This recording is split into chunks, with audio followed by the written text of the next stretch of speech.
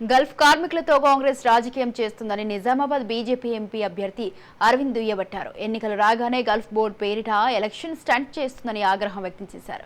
Gulf దేశాల్లో BJP అనుబంధంగా Indian peoples forum Gulf కార్మికుల సమస్యల పరిష్కారానికి పనిచేస్తుందని తెలిపారు.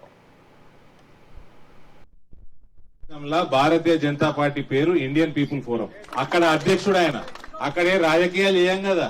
2013లా నరేంద్ర మోడీ గారు స్థాపింపజేసింది ఈ సంస్థని.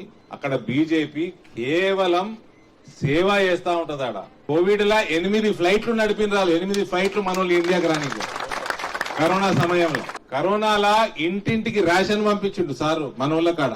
మన అన్నదమ్ములకు అడుగుండ్రు, ఇండియన్ పీపుల్ ఫోరం ఆడ పనిచేస్తుందా లేదా మన సోదరుని అడుగుండ్రు. మొన్న వరదలు వచ్చినాయి పోయిన వారం 10 రోజుల కింద. అప్పుడు కూడా సేవ రేషన్ పంపించింది ఇంటింటికి. 24 డాక్టర్లు ఉంటారు ఎప్పుడు మన లేబర్ క్యాంపులల్లా. ఎవరికి ఏమి ఇబ్బంది అయినా ఇండియన్ పీపుల్ ఫోరం అంటే బీజేపీ ఆడ వాళ్ళకి తెలిస్తే డాక్టర్ పోయి సేవలు చేస్తాడు. ఇక్కడ డాక్టర్ లెక్క అగ్గకి రారాడ డాక్టర్లు. బాగా ఖరీదు ఉంటది.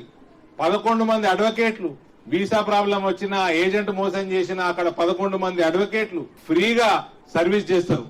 11 సంవత్సరాల నుంచి ఎన్ఆర్ఐల కోసం ఏం ఓటు అవసరం లేదేమో. అక్కడేం ఓటు వేస్తారమ్మా, మనకి ఓటు వేసేది లేదు.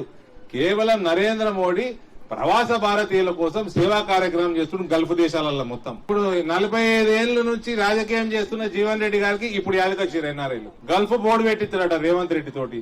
రాష్ట్ర ప్రభుత్వం తోటి గల్ఫ్ బోర్డు పెట్టిస్తారట. రాష్ట్ర ప్రభుత్వం తోటి నిజాం చక్కెర ఫ్యాక్టరీ తెరిపిస్తారట. ఈ 2 రాష్ట్ర ప్రభుత్వం చేపించేటట్టయితే ఎంపీ ఎలక్షన్ కి కేంద్ర ప్రభుత్వం ప్రధానమంత్రికి ఎన్నుకునే ఎలక్షన్ నీకెందుకు ఓటేసుడు? నీకు ఆల్రెడీ ప్రభుత్వం ఉన్నది కదా, చేపించుకో. ఇప్పుడు ఏంటి కోటేయాలి నీకు?